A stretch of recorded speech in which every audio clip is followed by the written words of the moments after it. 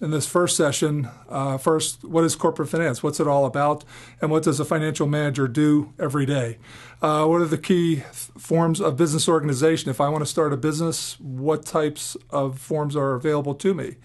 And some of you may have experienced some of these already as a young person during your life. What are the goals of financial management overall? What is the one overall key objective when you go into work every day?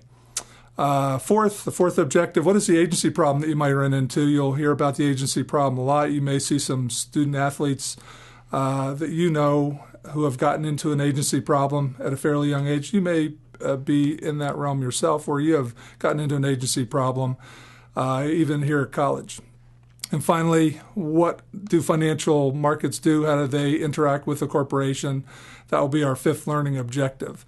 The story of Steve Jobs and Apple ties together a lot of the concepts in this chapter very, very well. So we're going to talk for a few seconds about Steve Jobs and the founding of Apple and how he's doing these days. Apple Computer was founded in 1976 in Los Altos, California.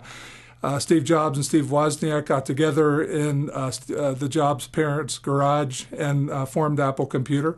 Sales grew very rapidly with the Apple I, Apple II, Apple IIe in the educational market, and the Macintosh, very, very popular computers.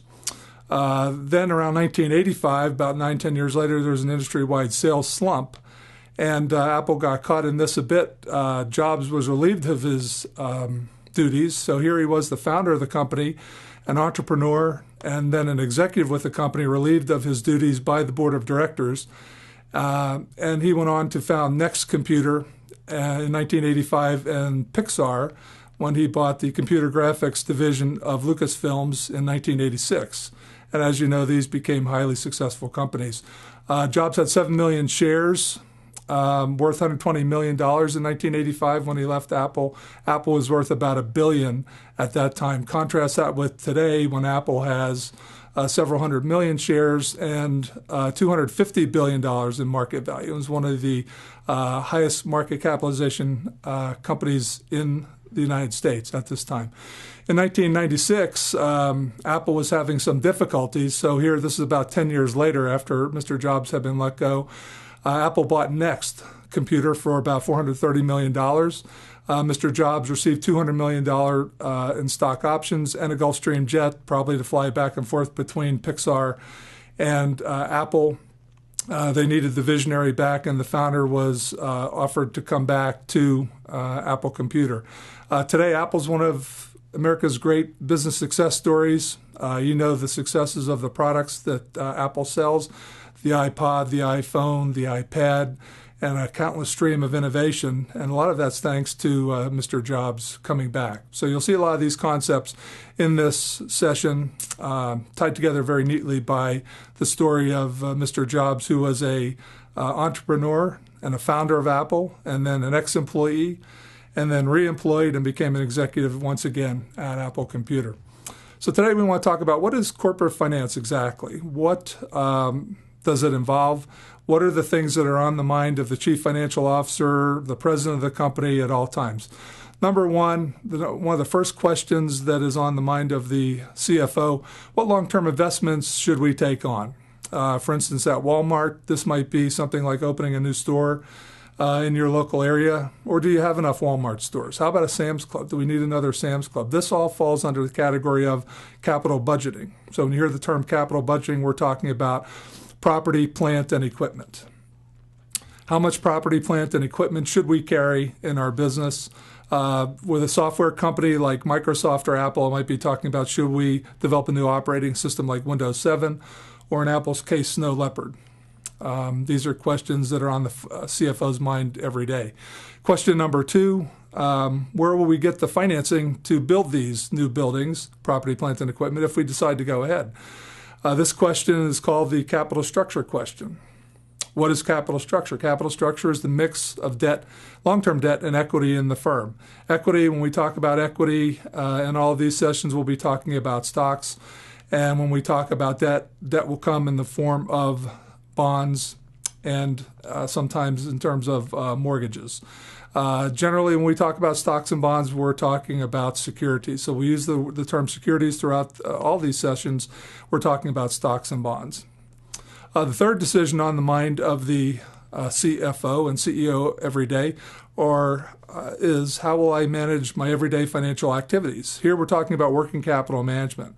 If you've had an accounting course, you learn that working capital is current assets minus current liabilities. And the key word here is manage. You must manage these details. When we talk about working capital, we're talking about things like cash and accounts receivable, inventory, prepaid assets. Those are your current assets. Current liabilities are things like accounts payable, notes payable, taxes payable, wages payable, interest payable, and when we subtract these two, we get working capital. And this is what must be managed every day by the chief financial officer and others in the company. Again, the key word, let me underscore, is manage. Manage your working capital. So those are the three questions that are on the mind of the financial manager each and every day. Here's a typical organization chart in the large corporation. Again, I have two examples up here, Apple Computer and Microsoft, and they have slightly different titles at times. Generally, the board of directors is at the top of the organization. They manage, they actually hire and fire the managers that will run the corporation. At the top is typically a chairman, chief executive officer. In this case, the CEO, Steve Jobs at Apple, and different title at Microsoft, and that is the chairman, Bill Gates. And Mr. Gates has since moved on a bit, relinquished some of his daily operating activities to move on to run with his wife the Bill and Melinda Gates Foundation. Under these gentlemen, you may have a COO or a CFO or both to help run the organization. For instance, at Apple, you have Tim Cook as COO, and you have Peter Oppenheimer as CFO. And on the other side, on the Microsoft side, you have Steve Ballmer as CEO. He has a CEO title, and Chris Liddell has the CFO title. Now, the CFO is responsible for two groups, typically the treasurer and the controller. What does the treasurer worry about every day? Treasurer worries about cash, essentially. Cash management, should we offer credit, financial planning. Sometimes there's a separate organization under the CFO who does financial planning. It's a very important role. On the controller side, what does the controller do? The controller controls, basically. What does the controller control? Taxes, cost accounting, basically setting in all the controls that are necessary in the corporation. So you see the CFO has a very important role, and we've gone over the three key questions in corporate finance that are on his mind at all